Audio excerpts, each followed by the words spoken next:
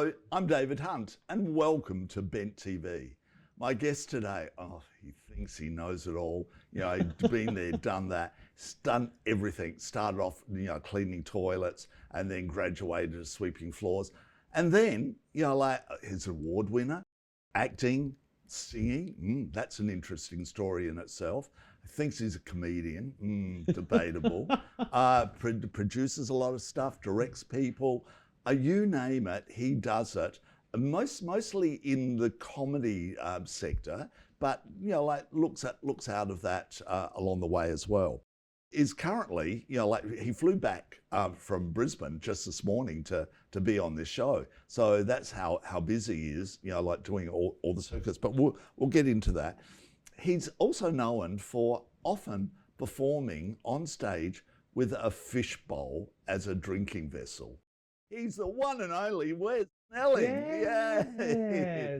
Hello. Hello. Welcome. Oh, what an introduction. He thinks he knows it all.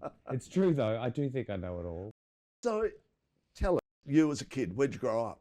I grew up in Kyneton. Right. Where's Kyneton, for those who don't know? Like an hour out of Melbourne. Right. And it used to be an hour and a half in my Volkswagen Beetle, driving up through Macedon before the bypass. Yeah. What did your parents do? My family ran a caravan park. Oh, that's for interesting. most of my life. Okay. I was like Sally from Home and Away. Right. Now, that's going to have an interesting little chat as we get further Well, interesting. down. I mean, it's not interesting to me. It's just my life. Yeah. But I guess it's interesting. Yeah. All right. So a kid growing up, when did you realise that you might be gay? That I might be gay. Bi first. But of course. Yeah. I reckon there's like 20 versions of when people come out. Okay. Like my real version, like the one where it was like, yeah, no, this is it, was when I fell in love. I was really, it shouldn't be luck, but at the time in the 90s, I felt lucky that I fell in love at the age of 18. I fell out of love 3 years after, but at the time, because I felt like I could actually have, could make sense to me, being gay, that being gay wasn't just about having sex, that being gay it was bigger than that. Yep. And that I could solidify it, I could actually, and I think that I'd met this person called David. Hey. Yes. He lives in the UK now. Oh. But I'd met him and I got to know him and fell in love with him, and I'd been with some people before, but not really, it was all kind of a bit hush-hush and all that. Yep. And I think that the fact that I have two older brothers, and they would always bring, their girlfriends home for Christmas or have them over. And I think once I fell in love, I could say to my dad and mum, I mean, mum was, always knew, but I felt like I could say, I want you to meet someone. Like, I want to bring this person home. He says he didn't know. When I told my dad I was gay, he said, is it because you work at the arts centre? Because at the time I was working at the arts centre. And I was like, how do you not know? But in fact, I was camper then than I am now. I don't know. So I don't know whether it was just denial, what it was, but I think he was just, small country town in those days, very small country town. Kyneton's very bougie now, 8 pubs and a Chinese restaurant. And so, and there wasn't, and footy clubs. Yeah. Like there wasn't, it really was textbook small country But town. was he sad about that you were gay? Thinking, in the country and, or did he accept you? Oh, he accepted me. He was worried about, that I would be lonely. Oh. Which was really interesting because I didn't really understood what that meant at the time. I kind of was, at the time I was like, lonely. Why would I be lonely, Dad? But I kind of get what he means. I think he was worried because there wasn't, and there's still, still in some places, there wasn't a big exposure to gay people. He really didn't understand what it meant. And so he's more concerned about how people would treat me. Hmm. And I think at the time I was like, I thought that was something to do with him not accepting me, but it really wasn't. He was actually concerned, and for good reason, because, there are a few other people in that town that have come out, but at the time, very minimal amount of people. So I think he was just worried that I'd be isolated and that I wouldn't feel a Yeah. part of the work, which is, to some extent is true Yeah. for a long time. Yeah, of course was in, You know. in a regional area. So the arts, you know, like how did you get involved and why? I remember like watching the footy grand finals, and Dad would have his friends over, and I would ask if I could perform half time when I was a kid, and I would do the Rockestead damance moves from high school. How old? Oh, like 9, Right. like younger even. Like in What- fact, what- I found a VHS once of us at Turpin's Falls, which is just out of Kyneton. It's this gorgeous waterfalls, and there's my 2 older brothers and me. I think I was 7. I was 7 years old, and I'm at the falls, and Dad had got out one of those big cameras from the library, like, you know, when video cameras first come Yeah, out, and they yeah. were like TV cameras, Yeah, you know. yeah. But he rented out for free from the library, and we're all very excited. We went to Turpin's Falls, and Dad's got this big camera on his arm, and he goes, go up there and stand on the, you know, at the lookout. And so from across, I'm just looking out with my brother like this, and then I clocked that Dad had the camera, was filming the camera, and I've just clocked the camera and gone. And so I think I was showbiz from the age of 7. Did your brothers know? They knew that I was gay, or Yeah. knew that I was into showbiz. No, gay. Yeah, but not. I mean, like they hadn't told let me them. find it. No, Yeah. they were really respectful. Oh, Actually. good. Like, and they really took care of me. I think we've never really had big conversations about it, but I'm pretty sure that they were pretty popular in the town. They were, you know, in the football club. You know, all textbook kind of stuff.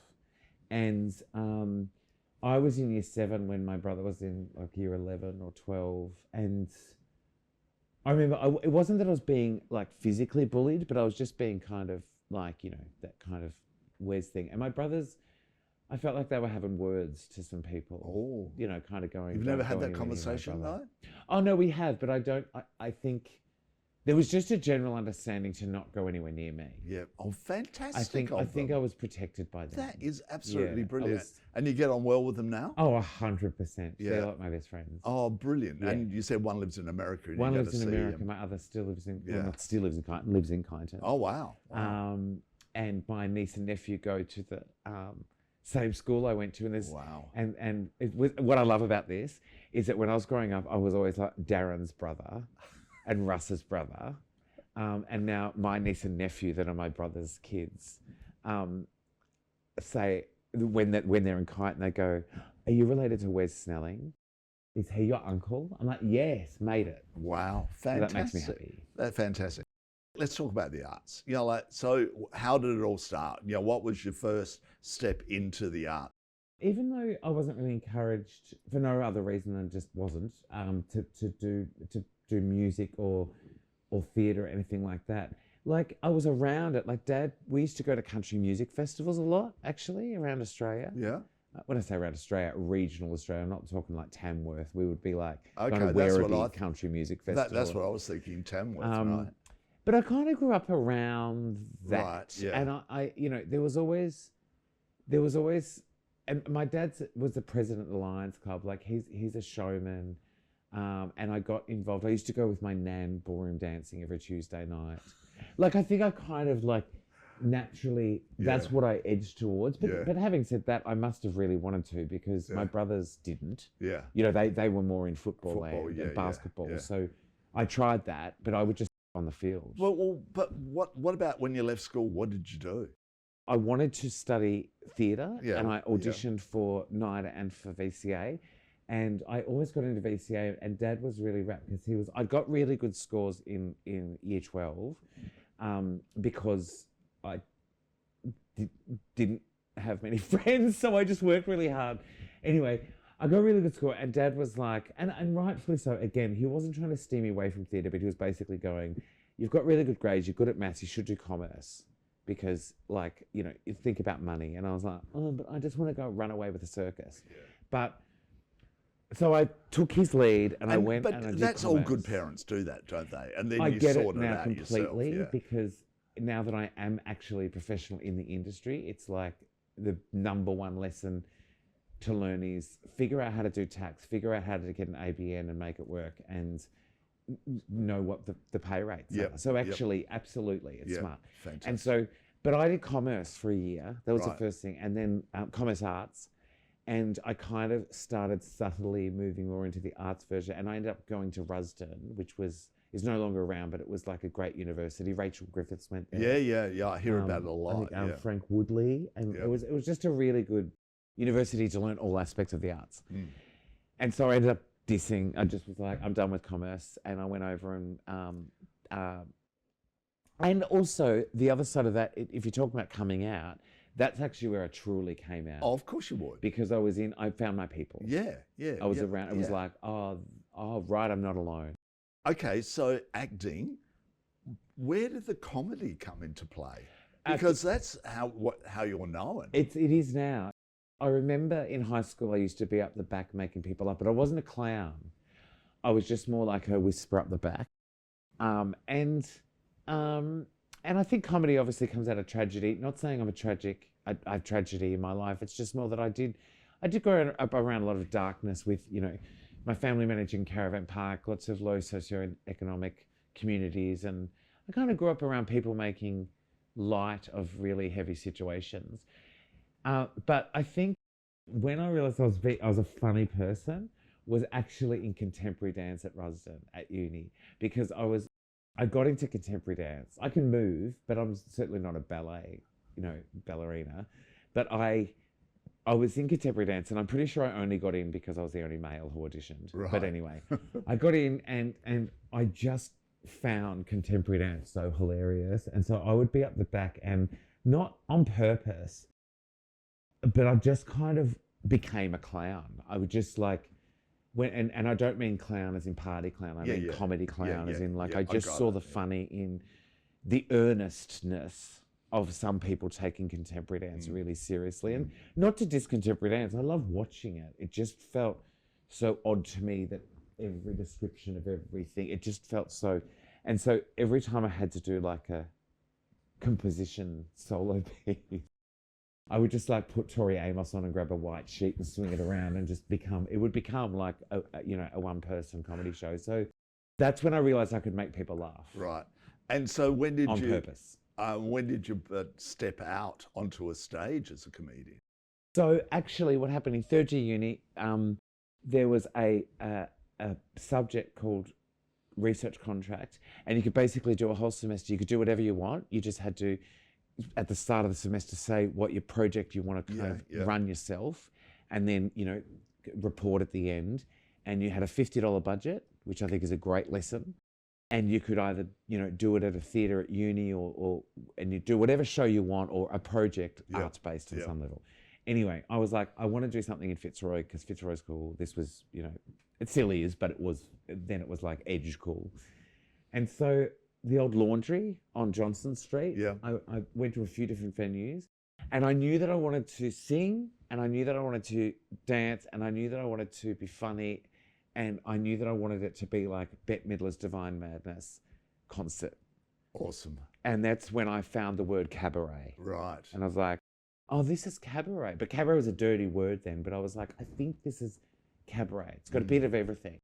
I hired the laundry with my $50, and then I ended up packing it out just with, family and friends for the show. Everyone's going to come. Parents? Parents, the works. And how did mum and dad? It was called the Cab Sav Spectacle. Right. And it was awful. The show was awful. It was awful. It was like, it was just me in a heel, one heel, the other one broke. I didn't even have, it was, I don't even know what, I wasn't drag. I didn't know what it was, but that was the point. But I got a high distinction for it because I put so much work into it. And I'd sold it out, and I really, really, I threw myself at it. Fantastic. So that's probably the first time I was Wes Snelling. Yeah.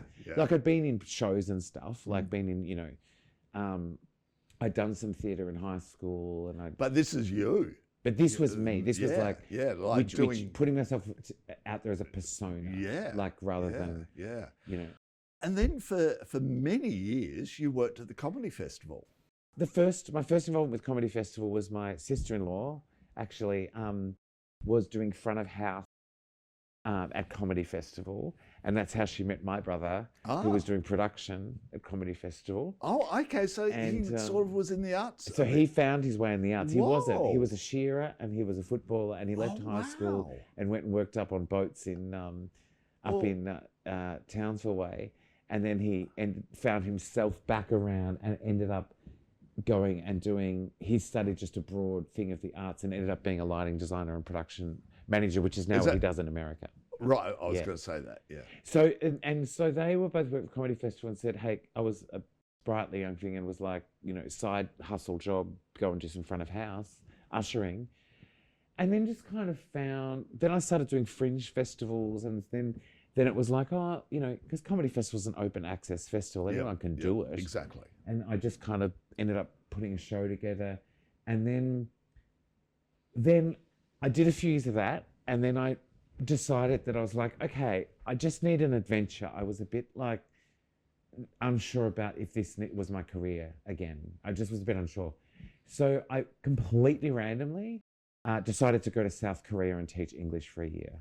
I just wanted an adventure. I just knew I wanted to do something completely different. Friends of mine had gone to Japan to teach English, and one of my other friends had gone to Korea, but I was like, said South Korea, and I was like, I just don't know anything about that place. Take me there. So, how much? And I knew they paid well. Oh, they paid well. You didn't need a degree. You didn't need a teaching degree. I was going to say, but if you just teaching English, conversational English. But was it a cultural shock? It was huge cultural shock, but the best year of my life. And I ended up doing a fringe show there actually that same year because I couldn't help myself. But it was intense. I lived in the city of South Korea, and you know, and speaking of, I mean, that. Like being gay there, that's a whole other show. That's a whole other topic. But at that time, it's different now probably because of social media. But at that time, if you were a Westerner with blue eyes, like everyone used to think I was George Clooney. Like you get treated like a celebrity. It was insane. And so I'll come back around. The reason I brought that up is because I just randomly did that I just wanted a life experience that's different. And I'd actually spoken to Susan Provan before going, the director of Comedy Festival, to say, hey, I know I've done a few comedy festivals. Like, am I going to burn bridges if I don't do it for a year and go away to South Korea? And she's like, you couldn't do it. Like, you must. Like, you've got to have something to talk about when you're on stage. Like, you know, got to have content. And also, you're young, go, fly away. Always have a home here. So I went, and when I got back, the Class Clowns program was happening, which was a development program for Comedy Festival for teenagers in comedy, like Raw Comedy, but for teenagers. And so they were looking for facilitators, like mentors, to go out and host these events and work with teenagers and help nurture their comedy. And because I'd kind of had, even though I didn't have a teaching degree, I'd had the experience teaching kids and did comedy. So then I started just being a facilitator for that, which led into me also then working on Deadly Funny, which is the First Nations Aboriginal and Torres Strait Islander comedy program, which then, so I did that for years on top of doing comedy and cabaret and all this stuff. And then one year, Bridget Bantic, who was at the festival, who was a backup dancer at one point. Anyway, that's again another story. Bridget Bantic suggested me for the role that the producer that was currently producing both of those programs, Deadly Funny, Class Clowns, and Jeez Louise, and all these other programs, they needed a development producer. And so Bridget, it was a Friday, I remember, Bridget suggested me as the producer of the role. By Monday, I'd signed an agreement and I started on the Tuesday. Wow. And then, because I'd already knew what they were, because when it was a national program, so I'd been touring around the country, like going to all these regional places, and I knew what the role was, and I'd had first hand experience. And like you were part of their team per se, weren't you? So, and I was passionate. Yeah. Which is why I left. Because just in a role like that, that involves being passionate and really like inspired and inspirational. I did 5 years specifically of producing the role, and I just started to, it's not that like, because I still believe in, I'm still passionate about the roles, about the projects and programs. It's just that I was getting a bit worn out by it, and I started getting more interested in seeing what my career back just focusing on performing and producing outside of festival was. Yep. And so I thought it's not fair to me and to the people I work with. Hey, it's smart move. I've got to go before I get bitter. Now, you've created this character who uses a fishbowl. Tina Del Twist. Tell our audience, who is she? She's taking over my life. She's taking over your life. Should I explain it? Yes, I'd love to hear your version. All right. Okay. So a drag performer, but not as you think, not the glamorous one. Well, she wouldn't say she's a drag performer. Oh, she is a drag performer. Yes. As in, that's what we would call her. But she wouldn't say she's a drag performer. Okay. What does she say she's a woman. A woman. Yeah. Okay. Yeah. Her outfit is a caftan, a big flowing caftan. At the moment. It's changed. I'm zhuzhing it up a bit. Right. Yeah. With a turban. Yep. And with a bob haircut. Yeah. Underneath, with a fishbowl as your drinking vessel. But you weren't really sure about your singing voice. Whether that could carry you, and Tina brought that voice out in you. And you always perform, usually with a piano player or a guitarist. So it's live music. And that's what it's based on, is you as a singer. Well, not you, Tina, as a singer. But Tina's a little bit dumb. Off with the fairies a little bit. She's deluded. Yeah. Do you know what she's? So how did I she's go? She's a functioning alcoholic she thinks she's a functioning alcoholic. She's actually not functioning at all. But she's a singer. She's a jazz and blues singer, and she's. You're right. I feel like I can sing. Oh, it's changed now because I'm older. But when I created Tina, I wanted to create a character who could sing the blues and who could sing depth and who could really sing from the heart and soul. And I just felt like I hadn't had enough experience to do that, which is ridiculous because I had, except my brain was telling me I'm too young. So I created an older character who was a bit, like downtrodden, a bit, simmering with darkness, and kind of gave her the divadom and the background, created a background that she would have a reason to be able to pull on heartstrings. Is that who you perform as more than anyone else these days? Yeah, although that's changing. Wes, myself, I always have to refer to myself in the third person when I'm talking about performing. It's weird, I know. Oh, no, but that's interesting. I just did a show as myself. Oh, no, actually, this is weird. I just did a show as myself about growing up in a caravan park called Kiosk. So I was going to ask you about that, so let's talk about it. Well, what's really interesting is I say that it was myself, but I actually play a 13-year-old version of myself in that show. So I'm actually not being myself now. Right, and there's a caravan that is on set. In the version I just did, yeah. Yeah. I originally did it at the Arts Centre in 2009, and it was with a band, and the band played the road workers who were building the bypass to go past Kyneton so people don't have to go there anymore.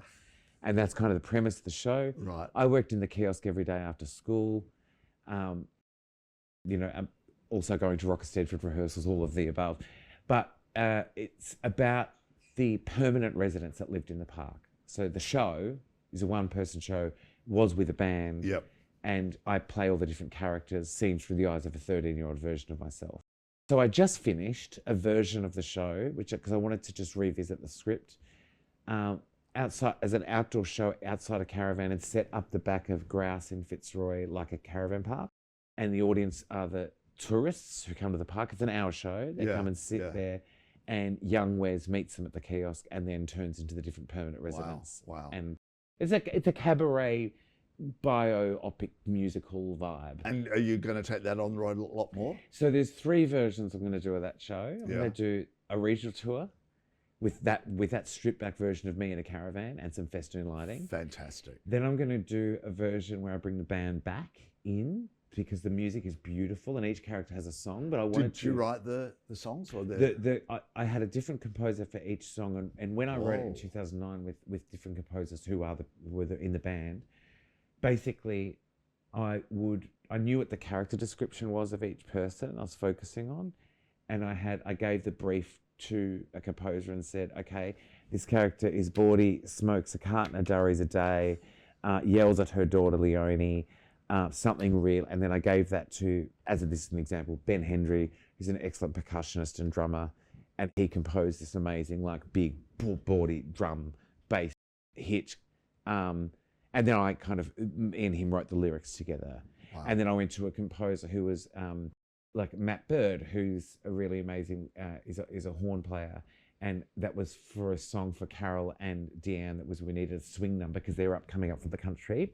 Sorry, from the city to the country. And they're going to tap dance classes up at St. Mary's Hall. So it had to be like really, to do.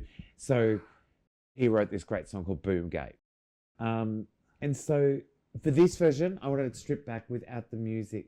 It had a taste of the music, but not the live band, because I just want to see what the script looks like without that. And where are you going to do the live band? Oh no, I haven't decided. I'm developing it first. Right. Oh, okay. And then I want to see the bigger version of it. Not sure where yet. That's probably a 2-year project, and then I want a screen version. But you're also producing. You mentioned Grouse, the venue over Fitzroy, isn't it? It's Fitzroy. Yeah, that's right. And during the comedy festival, you know, like there were 4 acts a night or something. You were 4 shows a night, and during festivals, Fringe Festival, Midsummer Festival. We have a little room called Room 7, which is loosely based on the old Butterfly Club in South Melbourne. Yeah. Wow. Because I used to do a lot of cabaret there. That was You did. and yes. I just there was a little room out the back of this bar that we run that it was screaming for some performance in it. So it's literally like a little room with an alcove window. It's like you're in someone's lounge room. Wow. 40-seater. Yeah. And so we put little comedy and cabaret shows on in there. You also did Fringe Festival in Adelaide this year. You said, did you go to Perth as well? Went to Perth with Ethel Chop, Tina Del Twist and Ethel Chop. Right. Who's Ethel Chop? Ethel Chop is amazing. If you ever listen to Joy, you'd know Ethel Chop from Joy. Ethel Chop is an octogenarian. She's a fabulous old comedy character from she's had a bit of sabbatical, but she's been revived. And Tina, my character Tina and Ethel Chop have a really good old time together. Good. It's really fun. And she makes me laugh so much. So you're so busy, and you flew back from Brisbane. You've been up in Brisbane. Yeah, just to the Brisbane Comedy Festival. And you were saying that on the flight you were writing some scripts but doing invoicing and this, that, and the other. So you're like a total all-rounder, aren't you? There was something to do. Yeah. Do you know what it used to be out of like necessity? You know what I mean? Like, or just being open to it, like I say, facilitating workshops or doing comedy and just kind of grabbing at anything and directing and being asked to. It was all very organic. Yeah. There's no official course for, there might be now, but there wasn't for like directing comedy or cabaret or producing. You just kind of fall into it. Yeah. I now produce Aboriginal Comedy Allstars. I fell into that because of Deadly Funny. Yeah. But you're obviously the right person. You're obviously that right person for it. Otherwise, you wouldn't get these roles. Well, true. Yeah. I mean, it's sometimes it is about the right fit. Yeah. And having the relationship. That relationship you had with the comedy festival, and I'm sure they still and you wouldn't have any problem having their support with stuff you're doing all the time. Oh, of course, no. With some of the producing Aboriginal Comedy Allstars Comedy Festival, they help co-present, and Brisbane Comedy Festival is co-presenting with Aboriginal Comedy Allstars. Yeah. I just think so exciting what you're doing, and congratulations on what you're doing, because it's really, really exciting, and how you'll keep on developing. And you're looking at a TV series as well, which is again really smart. But it's all there, it's like it's funny how things shift without you realizing. When I start out, it's like, oh my God, could you imagine? I remember watching a Vicar and Linda perform in the Essendon Gardens, and Kate Sobrano, I think, was on it. And I was sitting there with my mum, and I was like, oh, could you imagine one day if I could sing into a microphone? And then it kind of, one day you're singing in a microphone on stage, and you're like, to last night to 1,000 people, no word of a lie. I mean, they weren't all there for me, but I was part on of the show. lineup. Yeah. And you just kind of go, holy shit, this is real. This is happening. And you make it happen, but also it's not right time, right place. It's just kind of persisting, like not persisting as in pushing down the doors, as in like just believe in that one day it'll happen. It has to. It's longevity. There's people I meet now who are like, we know so many comedians and everyone in the thing. And I'm like, yeah, because I've been around for 25 years. If I didn't, there'd be a problem. Yeah, yeah. It's like it's like stick around long enough, then you will end up getting hired. And it's also having that confidence, like 1,000 people last night, for instance, and getting up there and doing it. And a lot of them wouldn't have known who you were. Totally. So therefore, they were hearing you for the first time. How did it go? Great. Yeah. No, but absolutely. But also, I had a lot of stage time. Really do know how to adapt gigs and read a room to an audience who aren't going to know you versus an audience who... Well, that's smart and common sense smart, isn't it? Yeah. I don't know. It's again, I have had training, but then it launches into experience and then add a bit of life experience in. And then you just kind of... Tell you what else really helped. I did 3 years hosting Drive on Joy on Tuesday nights. I know. Yeah, because you do Fridays. And I actually, that was a great experience because what I learned there, I learned how to panel operate, but also host. And what I learned doing that was that, and sorry if this is boring listening to me now, but I learned that I could actually just talk. I learned the art of improvising and kind of going with and trusting that something will come out if I open my mouth. And listening to what the person you're interviewing. 100%. Yeah, so many times I hear back and you think, you're not listening to what that person's telling because they're giving you the next question and you've got something written down and you've totally gone on a different tangent. Well, actually, this is why you're amazing because you've listened to what I've said and then tried to rein me back in, and you haven't had a list of things that you're looking... I mean, you've got something, I don't know what's on that. Well, no, that was just my intro. My phone number. That's what I learned. It's exactly that. Is you go... Because the first few times I hosted Drive, I think it was like, I had these questions, and I think I was interviewing Ricky Lee, and I was just like, oh... And I had these questions, and then I was... And then once I got warm, and just exactly that, it's like, get rid of the questions. Just have one or two up your sleeve and then just listen and respond and be open to where it goes. Absolutely. Wes, we've got to cut it short. Well, not cutting it short. We're well over, so it's going to be edited a little bit. This is part one of part 78. Like, as I said a few minutes ago, congratulations on what you've done. I'm in awe of what you're doing. And I came across you during Comedy Festival this year. And that's when I thought to myself, I can't believe I haven't had you on, and here you are. And and it was great chatting to you. So good on you. Thanks, and I know I've banged on, but I actually don't get to talk much about what I do because I'm too busy doing it. So I really appreciate it. That was Wes Snelling, if you didn't know, a genius in his many forms of art. And you've got to see Tina. It's very funny. I'll be back again real soon. So thanks for watching. Ciao.